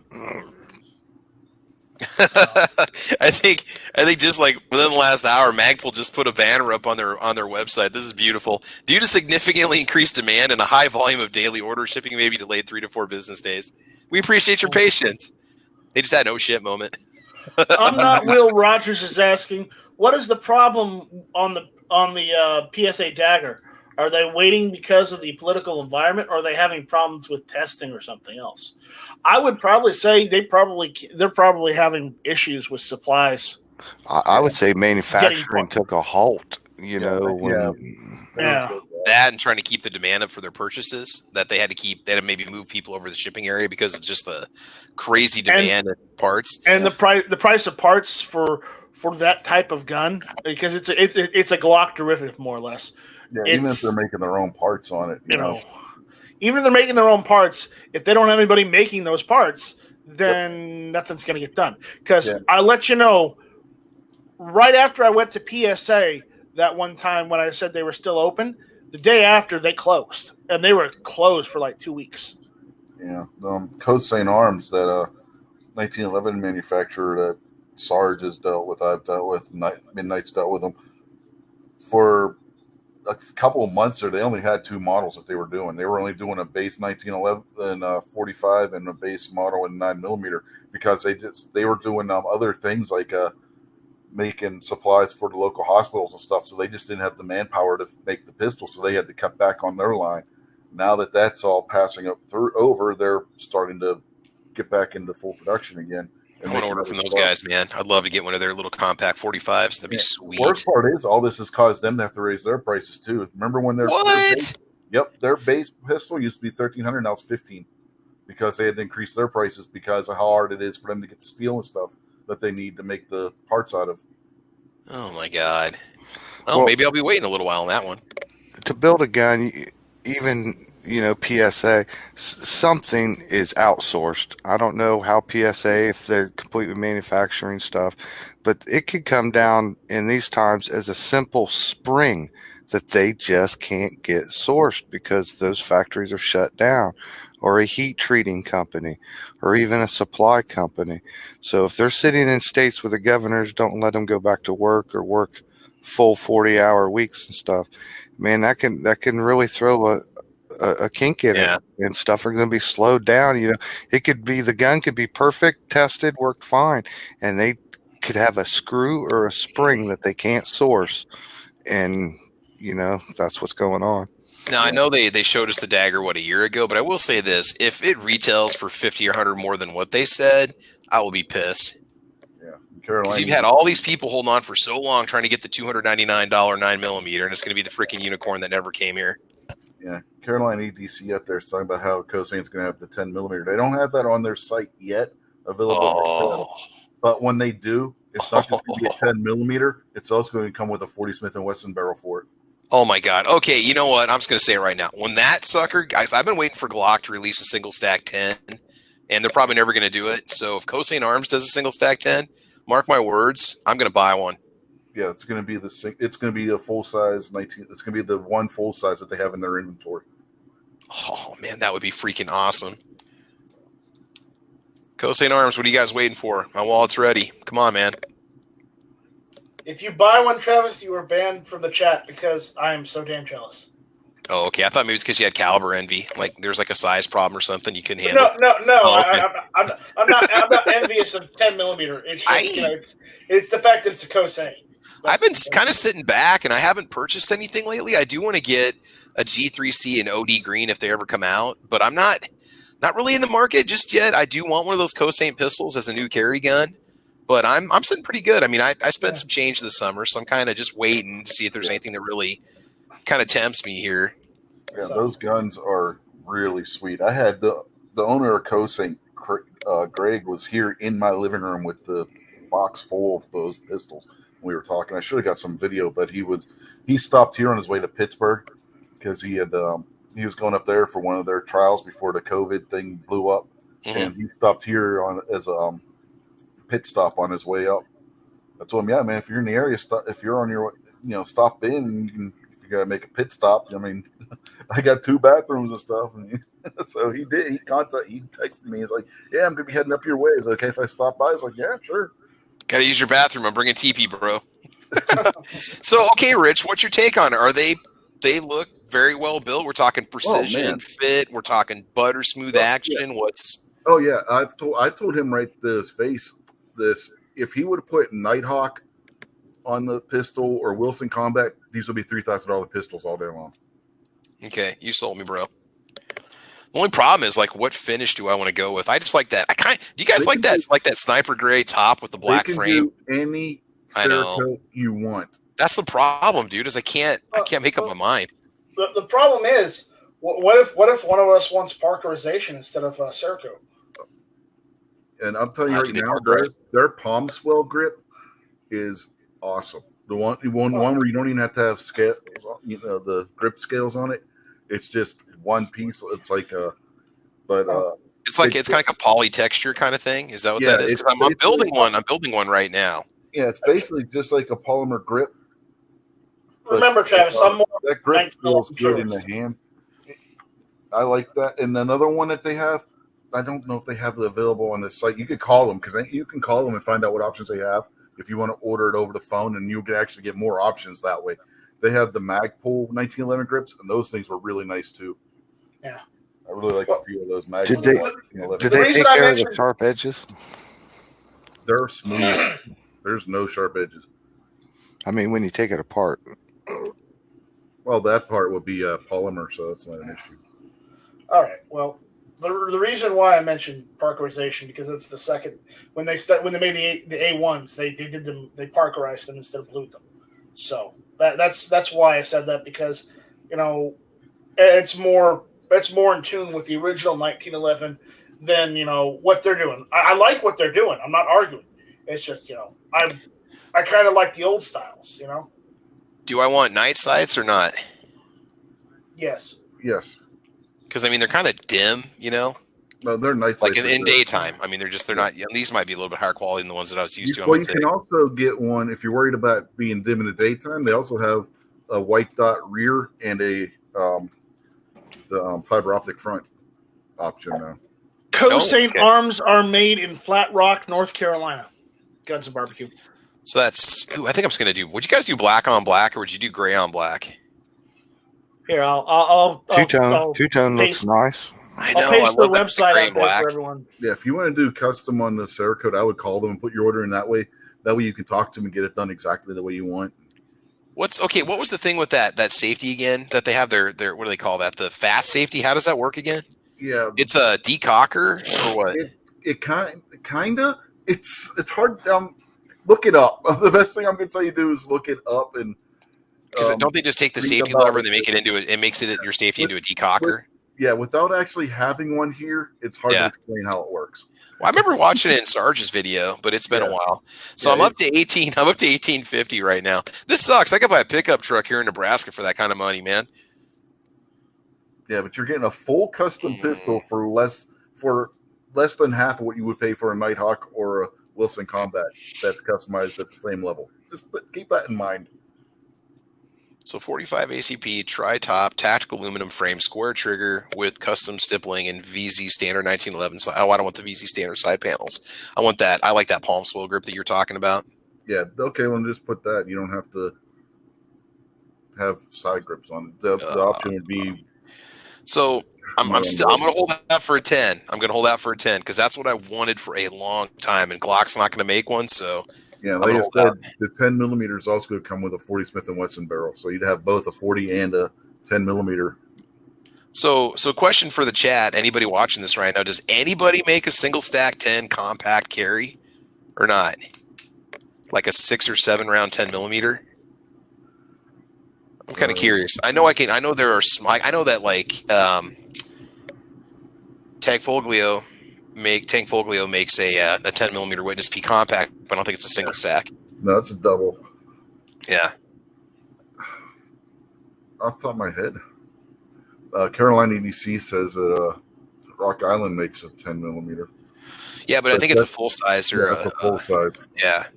Yeah, I thought about buying a Rock 10. I was really, really thinking about going that route because, of course, they were about $650 about that time when I was looking at them, or $700, I think. Yeah. Phelps is right about how it puts the hammer down, and then you take the safety off and it cocks again. But you have to program it to do that. You have to. There's a certain thing you have to do with lowering the safety and everything to make it proper. Now we're talking mechanical reliability. Is that a bad system to have on a carry gun, just in case? Or I would think about carrying cocked and locked for a 45 for 1911 style. I really couldn't tell you. I don't know. I don't know how long. I'd almost be worried, man, if it spring fails or something and you can't fire that thing. That's the only thing that kind of scares me when you start. I guess I'd want to know what kind of reliability track record that system has before I decide to go that route. That's why, the best thing for you is look at. I don't know, because this is the first pistol I played with when he had it here that had that system on it, so I couldn't even tell you what the reliability on it would be over the long term. I honestly don't know. Hey, real quick update for you guys. Defense Dad just got back with me. He bought the 1022. He just got done at Walmart, so he's got himself a 1022. Hold on, I gotta say this properly. Yes! Freedom! California gets magazines, and Defense Dad gets a Ruger 1022. So there you go. Everybody goes home happy this evening. You win, and you get a magazine, and you get a magazine, and you get a magazine. And Night Strike has a new shotgun he gets to try whenever it stops raining. There you go. I got to do a video and a tabletop review on it. Don't you go there. That's my territory, young man. Okay, a countertop review. Okay, that works. No. That's what I do. No, you go back to I don't do tabletop reviews. I do countertop reviews. Yeah, you stop doing tabletop. I do a tabletop review, a countertop review in a tabletop inspired style. There you go. How's that? Okay. I've done some tabletop reviews on the black table that we have in the dining room. I got to start embracing some of the Travis P11 style reviews because do it. I've owned my firearms long enough that I feel comfortable enough to do reviews on them, because the factor is that 2 weeks or 4 weeks is not long enough, or a weekend is not long enough to have a proper review on a gun. I'm sorry, just That's my opinion, of course. When I put rounds through a gun, I'm going to know if I like it or not within probably about 100 rounds. I take it, I shoot it, I see how it feels, I see how it performs for me. Yeah. No, I'm not saying as a carry weapon. You don't get into the problems until like the 500 rounds. That's not what I look into, and I'm not talking long-term predicted reliability, because you never know if something's going to fail, if something's going to have problems. Exactly, but I tell you what the shooting long-term ownership, you want to know when the point of failure is going to be. Sure. What I'm saying is what to expect if you buy one. That's all I'm talking about. What kind of accuracy can you expect? How does it feel? Is it fun? Did it hold up? Did it survive the range test? That's typically what I do. And I've always said, I can't ever predict long-term reliability on anything. I've never done like 1,000 round update on this or that, other than the CPX2, which fell apart within 1,000 rounds. But when I do a review, it's just, what are my impressions on it? Like there's a lot of automotive journalists that do car reviews on YouTube, and they take it out and drive it for a couple hours, and then they make a video on how much they love the car, how much they hate the car, because they know what to look for when they do a vehicle test drive. They know the handling, they know the braking, They know the acceleration, right? All right. Breaking news. Breaking news. Mad Sexy asked me if I got his email. I did. And we're going to have to screen share this because, these sad days.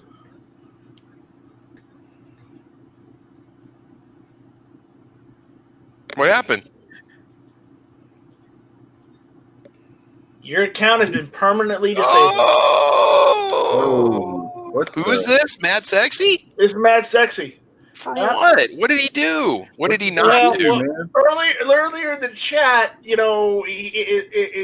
his name was something about him and Diane Feinstein doing the shuffle. It was like I can't even. I can't say it. I told him you gave me nightmares, dude. You give me nightmares, dude. But you might want to change it. Just FYI, you might get in trouble. And somebody apparently tagged him on it. Wow. Well, so what does this mean? This means that you can't say that you want to. I can't even say what he said because I was listening to Matt. But I mean, It was bad. Deleted him forever or temporarily? Permanently disabled sounds like permanent disability. Permanent disability on it. Oh. So, but here's the thing, though. That was just that account that he created with that name, right? It wasn't his Mad Sexy Man of the Night account. No, apparently that was his main account where he was he was moderator on everybody's channels. Well, how is he able to comment right now on this show if his account he has more than one account? Okay, so okay. That was his main. So don't say that, man. They'll go after those too. Yeah. He only has one account, and he only has one account. He apologizes for everything he done. Yeah, whoever's out there that if it was on this show that did that and turned him in, you're a dick. Well, it's probably the same guy that downvotes all of my chats before they start.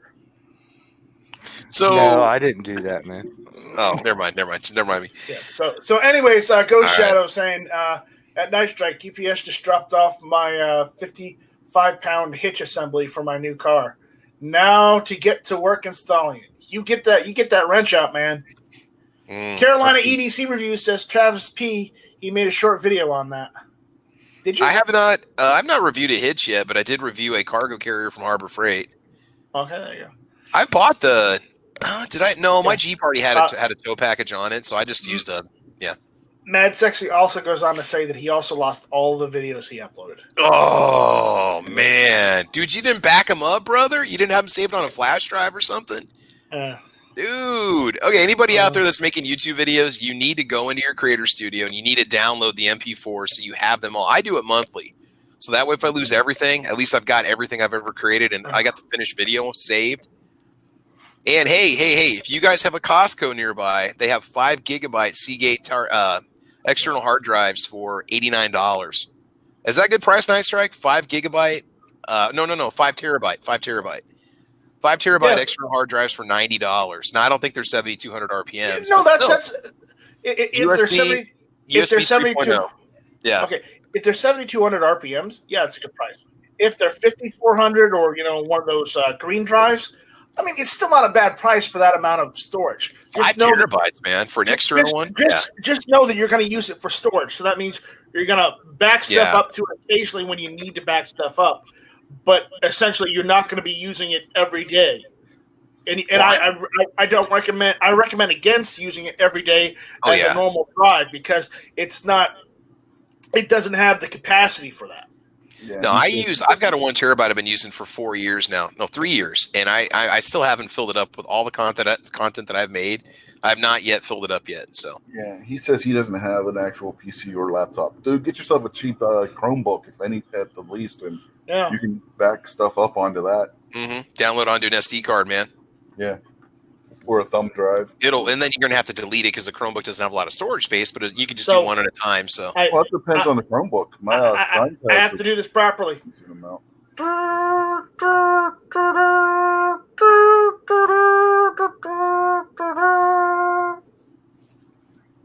First channel. And you can always get an external drive and hook it into your Chromebook too. For that matter. True.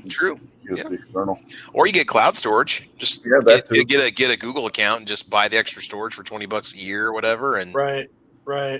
Just get an extra however many gigs and just upload it there. I mean, you can get a good refurbed Chromebook 2-in-1 off of eBay for anywhere between $80 to $130. I mean, they're not that expensive. I sold my Lenovo N23, which I loved, but I've got a Toshiba Chromebook 2 that's just stellar, and I got a new MacBook Air for work that I got issued to me. Now, that's only used for work, but I also bought a PC this summer that I could do videos on for YouTube. And, you can get some pretty good deals out there, man. I mean, even a basic entry-level laptop, you can pick one up for like $250. No, I've seen at Walmart. You can get a cheap Chromebook or a cheap laptop for like $150. $120. Yeah. I mean, if you're buying guns or ammo right now, and you're paying like $300 for a case of ammo or something, you could spend half of that and get yourself a laptop. Yeah, if you can't get a Chromebook, make sure it's got at least 4 gigs of RAM because a lot of them come with 2. And that bothers me. A lot of the laptops for sale at Walmart, the Windows 10 machines, they only come with 4 gigs of RAM. It's like we've kind of gotten away from the 8 gig standard that you used to see a lot of. Now it's like all 4 for everything. That's kind of sad, especially on a lot of these laptops. They don't let you upgrade the RAM either. Yeah, my HP 2-in-1, it's got 8 gigs of RAM. Okay. Yeah, that's the way to go. If you can get 8 gigs on a Chromebook, man, I recommend it. Chromebooks can get expensive though. Jesus, you can spend up to $1,000 on one if you get the ones with all the bells and whistles, man. The Pixel Book or whatever they call it. Yeah.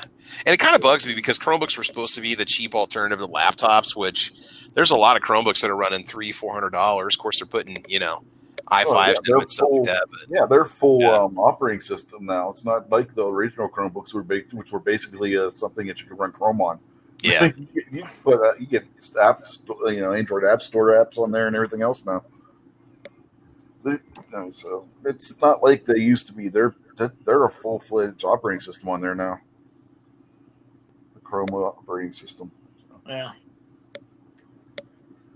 Which is basically just a larger version of Android.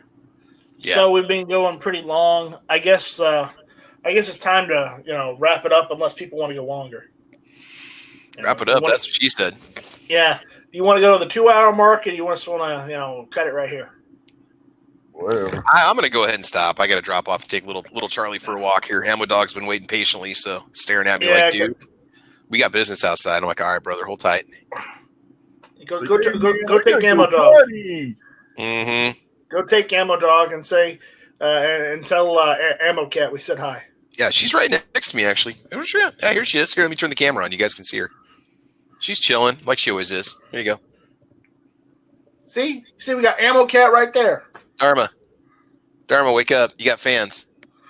Come on, Dharma. Yeah, she's too cozy. She's tired. Too cozy. She's tired. Let her sleep. Yeah, it's time for her mid-evening nap. All right, man. Good chat, man. I'm sorry to come in and get all pissy about the post office thing, but I'm just going to say, man, small towns out here, you start pulling mailboxes out, you're going to have people getting torches and pitchforks, man, literally. So let's not let that happen. And this is ridiculous. Everybody uses the mail. You can be a Trump supporter. That's fine. But there's some stuff that does not need to happen. That's just ridiculous. Come on. Jesus, really? I know. You preach the choir, man. You're preaching the choir. Anyway, I'm getting tired of hearing about both sides, to be honest with you. It's just getting old. Yeah, me too. But again,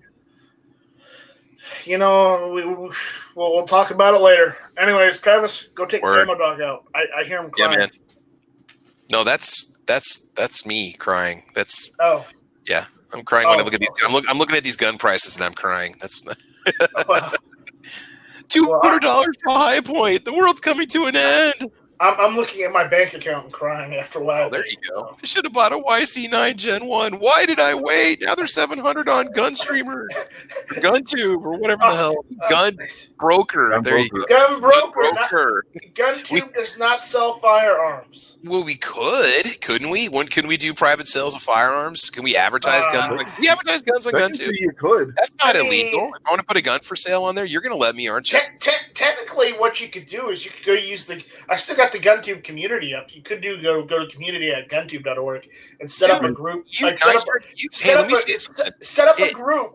You can set up a group and you can do it through there.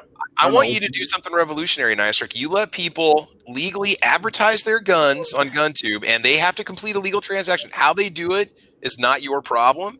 Let them advertise guns and make gun videos for sale on your channel, dude. A video version of GunStreamer or Gun Broker. Dude, come on, man. That would be freaking awesome. Well, since the Lonely Hearts channel never took off, he could convert that. Well, seriously, I'll put guns up for sale on your channel. Say, look, get a hold of me. We'll go through FFLs. Listen, I'm not stopping anyone from doing that themselves, just using GunTube. So, I mean, I'm not going to set anything up my side for them to do anything. But they can upload a video saying, hey, if you want to trade something for this, or if you want to buy this off me, contact me. There you go, guys. There you go. That's the end right now. You can't get that on YouTube, people. You are more than welcome to do that. But again, though, that's on you and whoever you're trading or selling to. Okay, I take no responsibility. GunTube takes no responsibility. All we do is host the video for you. There's no, as long as it's not illegal for people to advertise their guns online for sale, which you could do anywhere, you have no liability, NiceRick, whatsoever. No, there's nothing on you. There's no way they could ever do anything to you. So don't worry about it. Yeah. There you go, guys. So if you got guns for sale, go make your videos and put them up for sale over on GunTube. I will. I'll do it first. I'm gonna put the zombie gun for sale up on YouTube or on GunTube. Rob D is saying GunTube does not have GunTube does have a body massage area if you're looking for a good rub. I hear he travels. I'm married, so I can't go there. Not yet. I don't know what you're talking about. Not yet. I think he's talking about the wrong GunTube. I don't even want to know. Is there a massage section on there? I don't think so.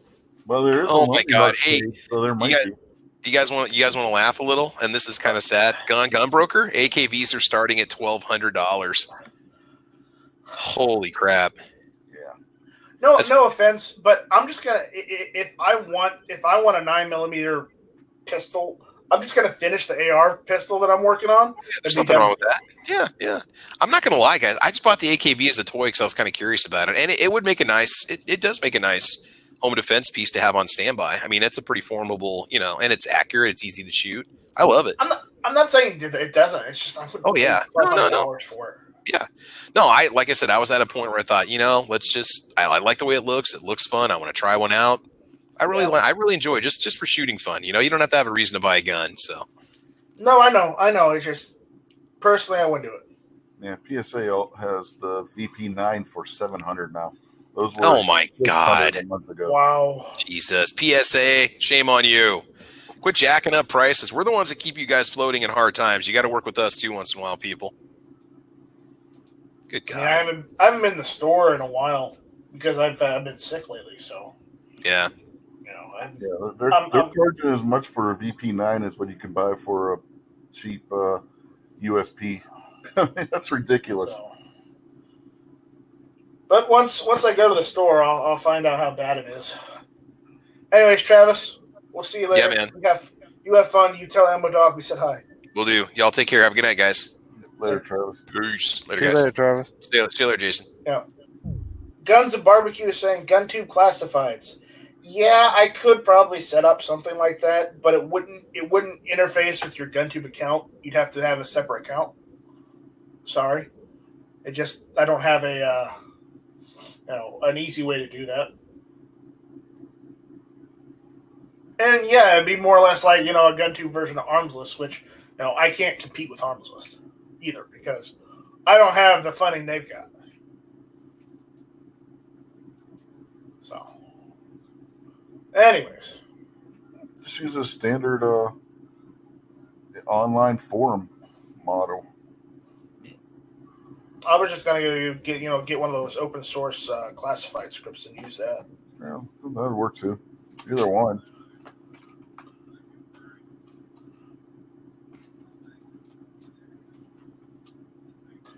Pain in the ass to configure and code, but I could do it. I just gotta find one that I like.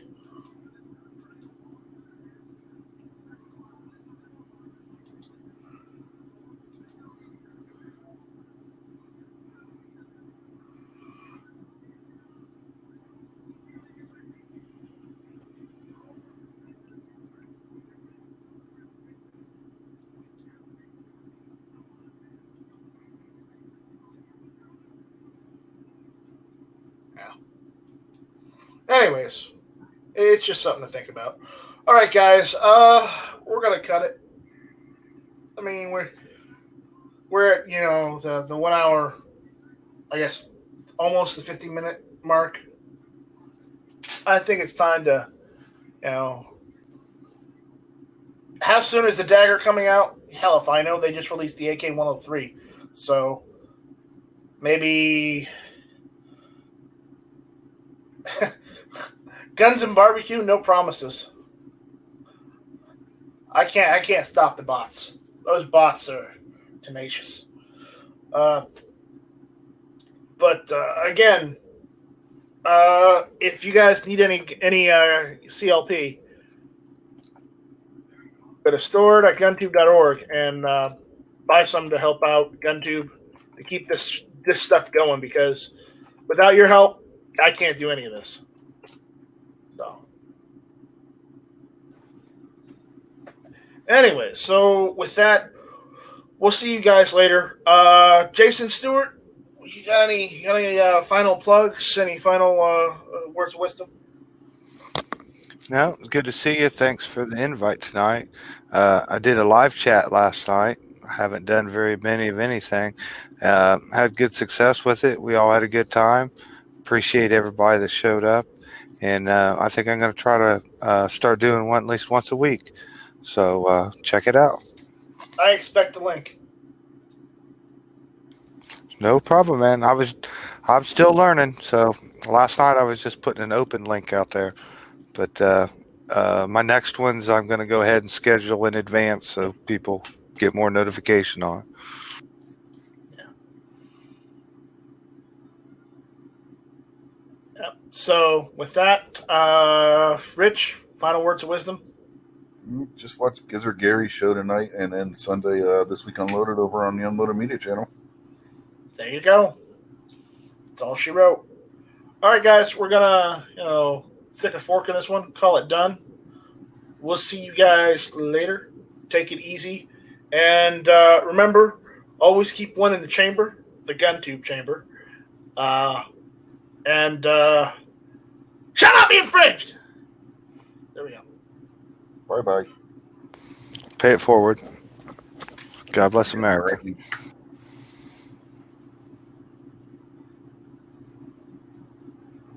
What was it? I don't care. All I'm going to say is give him the bird. Oh, yes. The bird is the word. Go check out Gizzard Gary later tonight.